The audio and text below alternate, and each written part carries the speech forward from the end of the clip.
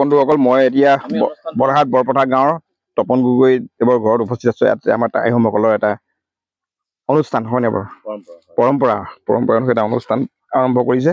গতিকে আমাৰ টাই আহোমৰ যিসকল ব্যক্তি তেখেতসকলে নিজৰ পৰম্পৰাবিলাক বৰ্তমান ঘূৰাই আনিছে। তাৰ ভিতৰত অন্যতম তপন গগৈদেৱ, তেওঁ বৰপথাৰ গাঁৱৰ এগৰাকী বিশিষ্ট ব্যক্তি। গতিকে আমাৰ টাই আহোমসকলৰ যিবিলাক নীতি নিয়ম আগতে মানে এৰাই চলিছিলে, গতিকে এতিয়া পুনৰ আমি ঘূৰি আহিছোঁ। গতিকে তেনে এটা অনুষ্ঠান অনুষ্ঠিত হৈছে তপন গগৈদেৱৰ ঘৰত। গতিকে তপন গগৈদেৱ লগত আমাৰ দেউধাই মৌলমসকল আহিছে হয়নে বাৰু, পুৰোহিতসকল আহিছে আহোমসকলৰ। তেখেতসকলে নিয়ম আৰম্ভ কৰিব। তেখেতসকলে এতিয়া কি ক'ব লগা আছে ক'ব। অনুষ্ঠানটো হৈছে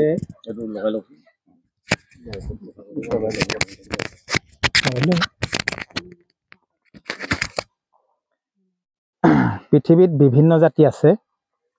আৰ্য, মংগোলীয়, দ্ৰাবিড়, চীনা, গ্ৰীক, ইহুদী আদি। প্ৰতিটো জাতিৰে নিজস্ব ভাষা, ধৰ্ম, সংস্কৃতি, পৰম্পৰা আদি বিদ্যমান। পৰম্পৰা বুলি ক'বলৈ যাওঁতে টাই মংগোলিয়ান গোষ্ঠীৰ টাই আহোম সকলৰো নিজস্ব পৰম্পৰা আছে।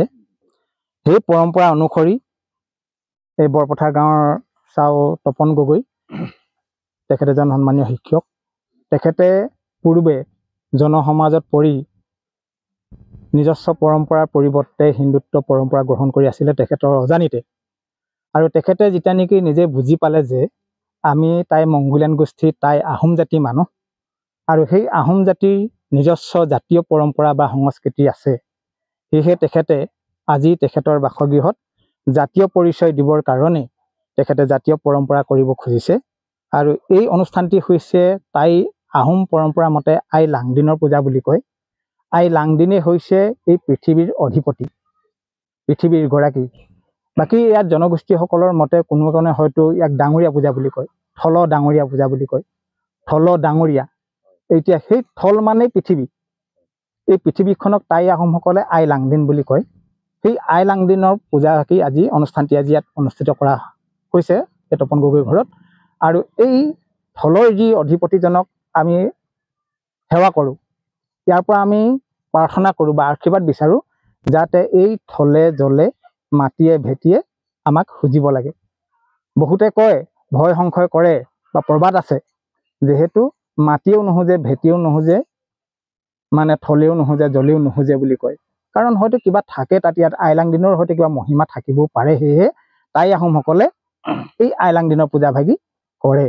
এই পূজা ভাগিৰ জৰিয়তে হয় কি, মাটিও সুজিব লাগে, ভেটিও সুজিব লাগে, আৰু সেই থলত মানে পূবে পশ্চিমে উত্তৰে দক্ষিণে ঘাটে ঘুগুৰে নদীয়ে নদকালে জানে বাহনে যেনিয়ে যায় তেনিয়ে সিদ্ধিলাভ হ'ব লাগে বুলি বাকী জনগোষ্ঠীয়ে যেনেকৈ কয়, টাইসকলেও সেইটোৱে কামনা কৰে। গতিকে সেই উদ্দেশ্যে আজি জাতীয় পৰিচয় দিবৰ কাৰণে তপন গগৈ ডাঙৰীয়া দেৱে আমাক আমন্ত্ৰিত কৰি আনিছে।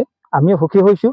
তেখেতে বা তেখেতৰ পূৰ্বজসকলে, অগ্ৰজসকলে নৈ সুঁতি সলনি কৰি বেলেগ সুঁতিত বোৱতী গৈ আছিলে, আজি মূল সুঁতিলৈ ঘূৰি আহিছে জাতীয় পৰিচয় দিবৰ কাৰণে। আমি অশেষ তেখেতক ধন্যবাদ জনাইছোঁ আমাক নিমন্ত্ৰণ জনোৱা হেতুকে। গতিকে আজি আমি সুখী। আৰু তেখেতে কেনেধৰণেৰে এই অনুষ্ঠানটি উপস্থাপন কৰিব খুজিছে সেয়া হয়তো ৰাইজক মাতিছে, দহু ৰাইজে হয়তো তেখেতক এইখিনি সঁহাৰি জনাব। ভৱিষ্যতলৈকে তেখেতক দেখি অনুকৰণৰ মাধ্যমেদি টাই আহোমসকলে জাতীয় পৰিচয় দিবলৈ আগবাঢ়ি আহিব বুলি আমিও ভাবিছোঁ। হ'ব।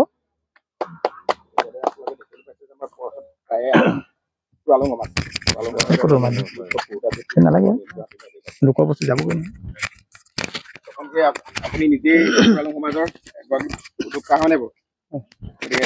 গতিকে ক'লো হ'ব। নমস্কাৰ। থাওকতে মানে ক'বলগীয়া কথাত মই প্ৰস্তুতিও নহয়। ই এটা জিন থেৰাপি। টাই বংশধৰ বংশোদ্ভৱ মই জন্ম হোৱা, মই টাই পৰিণাতি হয়। হঠাৎ বহুত দিনৰ পৰা মনলৈ আহি থকা কিছুমান কথা চিন্তা কৰি পঢ়া শুনা কৰি বিৰঞ্জী পোৱাত ময়ো ভাবিলোঁ ককা দেউতাই কৰি যোৱা নিয়মবোৰ ময়ো লাহেকৈ কৰিবলৈ চেষ্টা কৰিম। কোনোবাই কৰে বা নকৰে ক'ব নোৱাৰোঁ। মই সোঁতৰ বিপৰীতে এতিয়া মই দৌৰিছোঁ। যথেষ্ট বাধা আছে মোৰ মনত, আৰু এইবিলাক প্ৰস্তুতি কৰিবলৈ মানসিক শক্তি লাগিব, নহ'লে কৰিব নোৱাৰিব। সমাজত মানে বহুত কথা আছে। এইবিলাক মই প্ৰয়াস কৰিছোঁ, মানে পূৰ্বৰ তেখেতসকলে কৰি যোৱা নিয়মবিলাক মই কৰিব পাৰিম নেকি বুলি চেষ্টাহে কৰিছোঁ। সেই আপাহতে মই এখেতসকলৰ লগত যেতিয়া চিনাকি হ'লোঁ, মনত যিবিলাক পুহি থকা কথা, যিবিলাক মনত কৰিবলৈ ইচ্ছা আছিলে, সদায় শুনি থাকোঁ আহোম আহোম আহোম। আহোমনো কি জানিবলৈ আজি প্ৰথমটো অনুষ্ঠান মই কৰিব লৈছোঁ। ইয়াৰ ভিতৰত সোমাই গৈ মই কি পাম মই চাম, আৰু দেশৰ হকে জাতিটোৰ হকে ভৱিষ্যতে এইবিলাক কাম আনকো কৰিবলৈ অনুপ্ৰেৰণা জনাম। যিসকলৰ সঁচা ৰক্তে ৰক্তে আহোমৰ তেজ বৈ আছে, যদি বুজি পায় নিশ্চয় ওলাই আহিব। বিশেষ নকওঁ, সকলো নিমন্ত্ৰিত জ্ঞাতিক মোৰ আন্তৰিক শুভেচ্ছা থাকিল। আৰু ফুৰালুং সমাজৰ এজন প্ৰতিষ্ঠাপক বিন্তু হাতীমূৰীয়া, অকণমান আমি খুব কম শব্দৰ ভিতৰত আমি আজি তপন বিশেষভাৱে আমি জনাইছোঁ নিপেন মোহন ডাঙৰীয়াক। আমি দিচানিৰ পৰা তেখেত আমাৰ সমাজখনৰ এখন আহোম সমাজৰ লগত তেখেতে ফুৰালুং সমাজৰ মোহন দেওধাই বাইলুং সমাজত তেখেতে বিভিন্ন ধৰণৰ আমাৰ নীতি নিয়মৰ মাধ্যমে তেখেত কৰি আছে। তেখেত এজন আমাৰ পণ্ডিত, গতিকে তেখেতক আমন্ত্ৰণ জনাই আনিছিলোঁ। লগতে আমাৰ ফুৰালুং সমাজৰ আঞ্চলিক শাখাৰ সম্পাদক ডাঙৰীয়া আমাৰ মাজত আছে, তেওঁকো আমন্ত্ৰণ জনাই আনিছিলোঁ। যিহেতু আমি আহোমৰ পৰা আমি চলাইবৰ কাৰণে 4 মাহৰ আগতে হাতত এটা বৰহাট যিটো মিছাজনত তাই যিটো আমাৰ চাউচেং আছে, তাতে আমি তিনিদিনীয়া এটা প্ৰশিক্ষণ কাৰ্যসূচী হৈছিলে। সেই কাৰ্যসূচীত তেখেতলোক আমি আমন্ত্ৰণ জনাই আনিছিলোঁ, আৰু সেই অনুষ্ঠানতে আমি প্ৰশিক্ষণ গ্ৰহণ কৰিছিলোঁ, যিহেতু আহোমৰ নীতিবিলাক চলাই নিবৰ কাৰণে। গতিকে তেখেতে আমাক 3দিনীয়া কাৰ্যসূচীত প্ৰশিক্ষণ দিলে। যথেষ্ট আমি আহোম হিচাপে নিজৰ পৰিচয় দিবৰ কাৰণে আমি চাই আছোঁ। যিহেতু প্ৰথম পৰ্যায়টো আমাৰ তপন গগৈ তেখেতে আজি আহোমৰ পৰম্পৰাৰ যিখিনি কৰ্ম কৰিবলৈ আগবাঢ়িছে, যে তেখেতক আমি বিশেষভাৱে ধন্যবাদ দিব লাগিব। লগতে আমাৰ আগন্তুক যিখিনি আমাৰ আমি কৰি যাবলৈ চেষ্টা কৰিছোঁ। ইয়াৰ কিছুদিনৰ আগতে আমাৰ এজন সতীৰ্থ আমাৰ বিৰাজ গগৈ ডাঙৰীয়া, তেখেতৰ সন্তান আমাৰ মাজৰ পৰা নাইকিয়া হৈ গৈছে।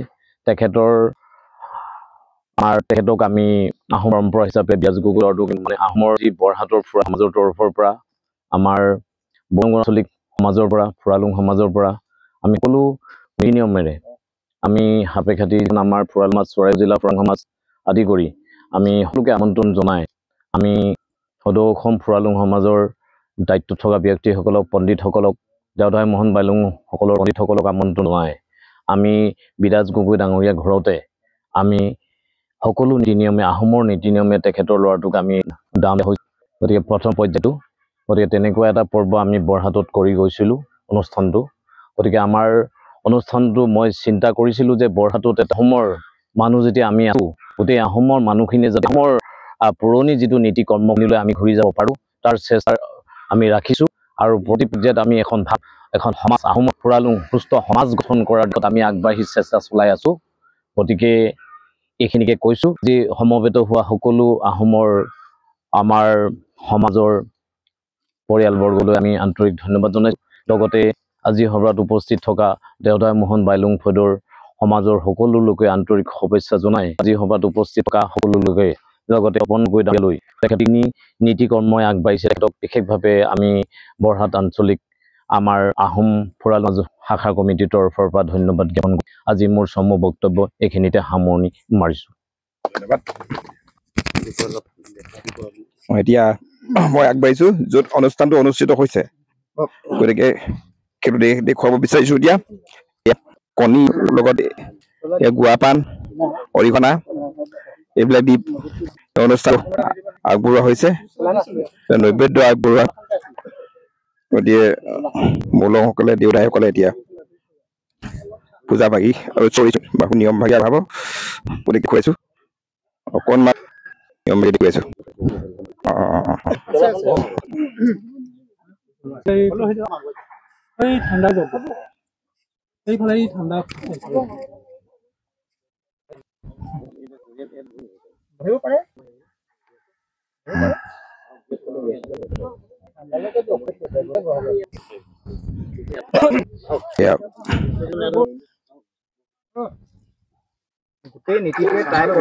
সম্পূৰ্ণ তাই পৰম্পৰা অনুষ্ঠিত হৈছে।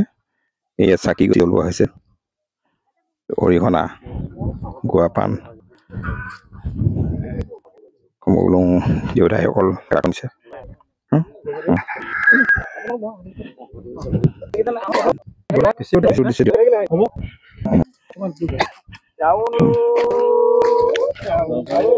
নিয়মখিনিৰ পিছত আচলতে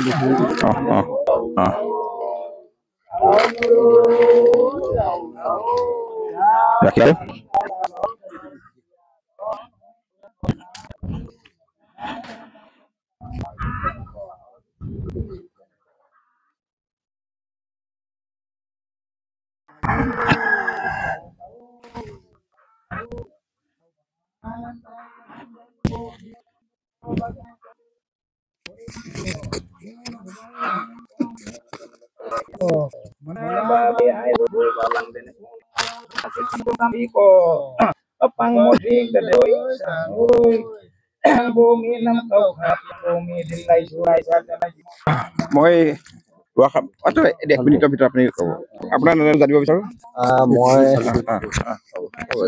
মই উমফা চাৰিঙীয়া মই লখিমপুৰৰ পৰা আহিছোঁ আমাৰ কথা হ'ল যে আহোম হ'ব লাগে প্ৰতিটো জাতিৰ নিজা কৃষ্টি সংস্কৃতি যেনেকে আছে আমাৰো তেনেকে আছে আমাৰ যিহেতু আহোম প্ৰশাসন ব্যৱস্থাটো যেতিয়া আছিল তেতিয়া কথাখিনিতো ইতিহাসত চব লিপিবদ্ধ আছিল তো যিহেতু সময়ত আমাৰ বস্তুখিনি ক'ৰবাত হেৰাবলৈ আৰম্ভ কৰিছিল আৰু বহু মানুহে ধৰি ৰাখিছিল এতিয়া আমাৰ মানুহখিনিয়ে কিন্তু নিজৰ কলা সংস্কৃতি আঁকোৱালি ল'বলৈ খুব ধাৱমান হৈ আছে ঠিক তেনেধৰণে আজি এই গগৈ ডাঙৰীয়াৰ ক্ষেত্ৰত তেনে হৈছে আৰু তেওঁ আজিৰ পৰা এবছৰ আগতে প্ৰায় তেৰে লৈছিলে আহোম পৰম্পৰালৈ ঘূৰি আহিম বুলি তেওঁ মনতে আঁকোৱালি লৈছিলে আৰু আজি ঘৰত তেওঁ এই যি মানে অনুষ্ঠানৰ জৰিয়তে তেওঁ কৈছে যে নহয় আমি আমাৰ যিহেতু গোটেই চৌপাটো আহোম সমাজ গতিকে আহোম সমাজখিনিকো নিজকো মানে নিজক চিনাকিহে হয় আমাৰ এইটো বেলেগ কোনো কি নহয় যে নিজৰ পৰিচয় লৈ নিজে আমি থকা বেলেগ তেনেকুৱা একো কিবা ক'বলগীয়া নাই খালি বস্তুটো যি হয় যিহেতু এটা ভাষা থকা জাতি ইতিহাসত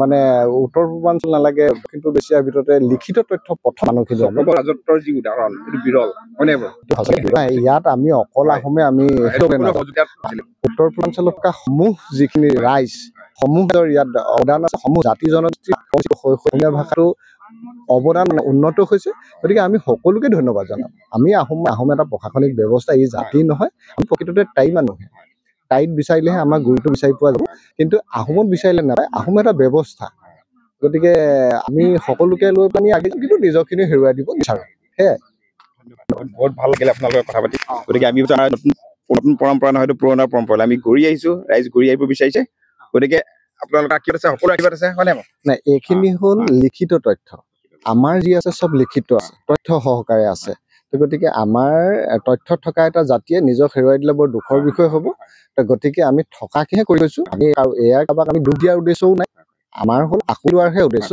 গতিকে আমাৰ ইয়াত আমাৰ পূজা শব্দটো আমাৰ ব্যৱহাৰ নহয় আমাৰ হ'ল উপৰিপূৰ্ব জনাওহে আমি আৰু আমাৰ ভগৱানো তাৰ ধাৰণা নাই আমাৰ জন্ম দিয়া মাক দেউতাকে হ'ল আমাৰ কাৰণে সৰ্বশ্ৰেষ্ঠ ভগৱান গতিকে আমাৰ বাৰীত যি বস্তু পোৱা যায় সেই নৈবেদ্যৰে আমাৰ উপৰিপুৰুষলৈ আমি আগবঢ়াওঁ গতিকে সেয়াই হৈছে আমাৰ পৰম্পৰা কোনো আপেল কমলা আমাৰ পৰম্পৰা নহয় আমাৰ পৰম্পৰাত আহিবলৈ হ'লে হালধি আহিব ঘূৰি আহিব শুকুতা আহিব যেনেকৈ আজি শুকুতা ব্যৱহাৰ হৈছে লোকলাও আৰু জানেই সেইটো কথা ক'বই লাগে গতিকে আমাৰ পৰম্পৰাবিলাক হ'ল বাৰীত হ'ব লাগিব আধুনিক পৰম্পৰাই যদি আমি আঁকোৱালি লওঁ নিজৰ হেৰুৱাব লাগিব হেৰুৱাবলৈ হ'লে গোলাম হ'ব লাগিব বাৰী মানে প্ৰকৃতি আৰু একো নাই ধন্যবাদ দেই লগ পাম গতিকে আপোনাৰ তাই অনুষ্ঠিত হ'ব তাত আপোনাক লাগিব নেক্সট টাইম ধন্যবাদ আৰু মোৰ ভিডিঅ'টো ইমান ৰাখিছোঁ যিসকলে এইটো ভাল পায় বা সেই ভাল কমেণ্ট কৰি লাইক কৰি শ্বেয়াৰ কৰিবলৈ অনুৰোধ জনাইছে ধন্যবাদ আপোনাকো ধন্যবাদ